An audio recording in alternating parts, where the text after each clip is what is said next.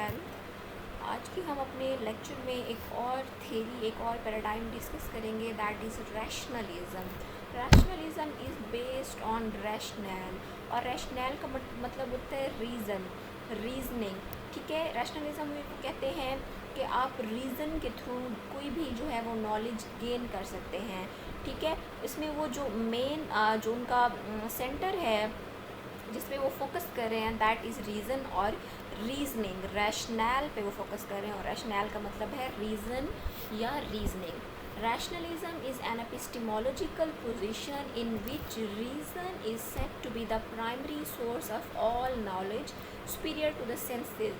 So वही बात इसमें वो कहते हैं कि जो रीज़न है that is the primary source of all knowledge. हर तरह का नॉलेज जो है वो अपने रीज़न के थ्रू सोचने और गौर व फिक्र करने से, रीजनिंग से हासिल किया है। It is superior to your even senses.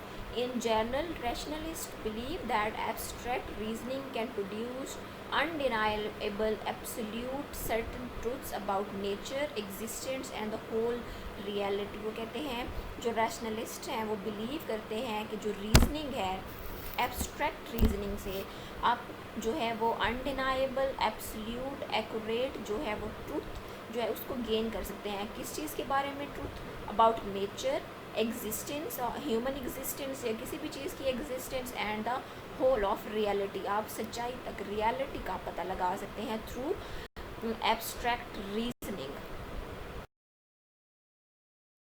Are called a priori और इनिएट आइडियाज़। आप और उन्होंने जो ट्रुथ्स हैं उनको क्या नाम दिया है? उन्होंने उनको नाम प्रियोरी दिया है या इनएट आइडियाज़। अब इनएट या प्रियोरी का क्या मतलब होता है? इनएट का मतलब होता है इन बॉर्न, बाय बर्थ। ठीक है, जो चीज़ हम लेट्स सी हम कहते हैं कि ये जो है ये किसी इंसान की जो है वो इनएट करेक्टरिस्टिक्स है। इसका मतलब होता है ये उसको बाय बर्थ ये करेक्टरिस्टिक्स मिली है। इनएट का मतलब होता है by birth ideas, because they are discovered independently of experience। क्योंकि वो कहते हैं कि वो जो आइडियाज़ होते हैं वो इंसान किसी भी एक्सपीरियंस के थ्रू आइडियाज़ गेन नहीं करता, इसलिए उन्होंने उसको इनएट आइडियाज़ का नाम दिया है।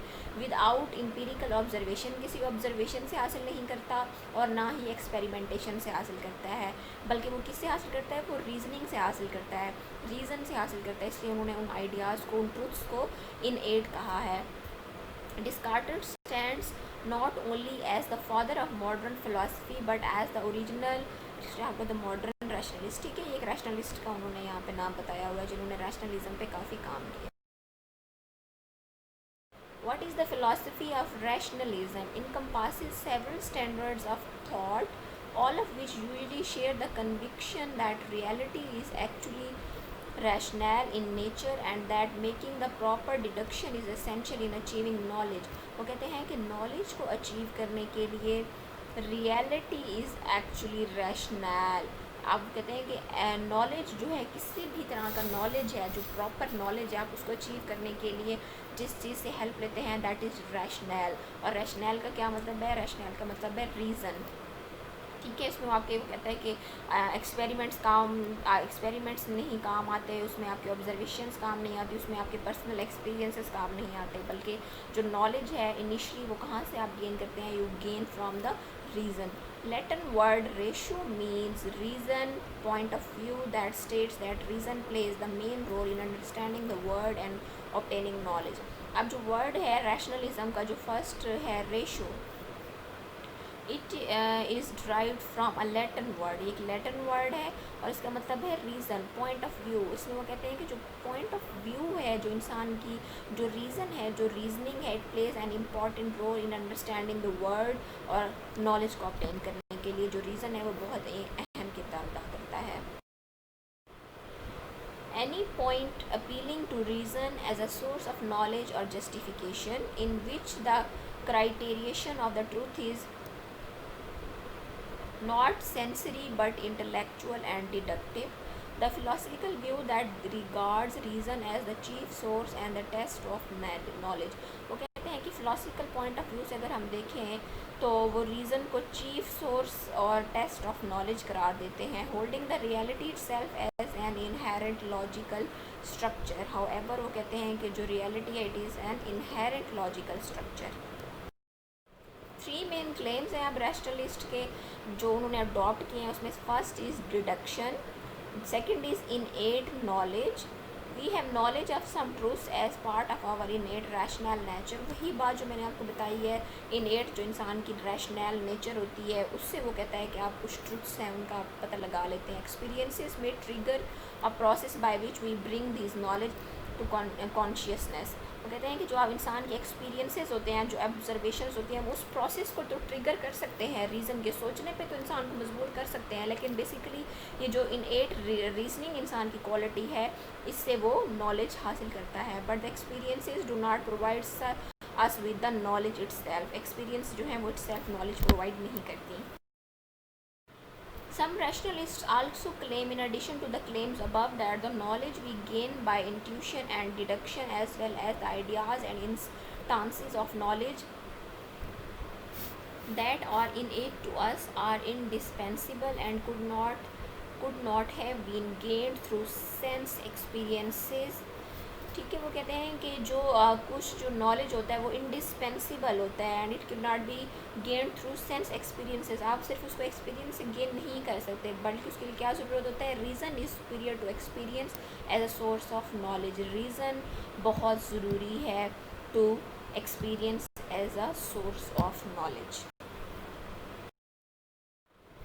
Judgmental rationalism, there are synthetic prior truth. We can learn something about the world independently of experience from reason alone। इसमें वो बात कर रहे हैं कि जी हम जो है वो रीज़न की बुनियाद पे, सिर्फ और सिर्फ रीज़न की बुनियाद पे कोई भी चीज़ जो है वो हासिल कर सकते हैं and it is independent of experience, और ये जो है वो एक्सपीरियंस पे डिपेंडेंट नहीं। Standard of truth, Descartes proposed that only those things we can accept as clear and distinct should be accepted as truth। वो कहते हैं कि जो चीज़ें बिल्कुल क्लियर हो हमारे सामने, जो डिस्टिंक्ट हो, हमें उन्हीं को एक्सेप्ट करना चाहिए एज अ ट्रू, कि वही सच है, वही ट्रूथ है।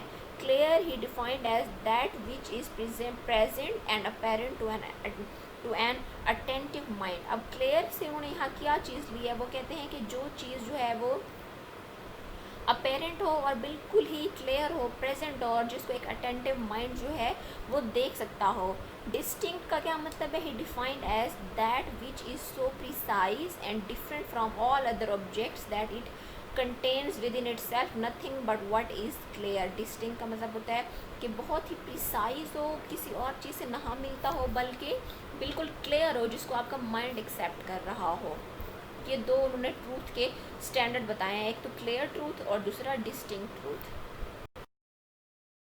इनएट आइडियाज़, अब इनएट आइडियाज़ क्या होते हैं, some ideas are present from birth. मैंने आपको पहले बताया है जो बाय बर्थ होते हैं उनको इनएट आइडियाज़ कहा जाता है। Ideas that do not require the proof or suggestion of sense experiences are concepts which are present from birth.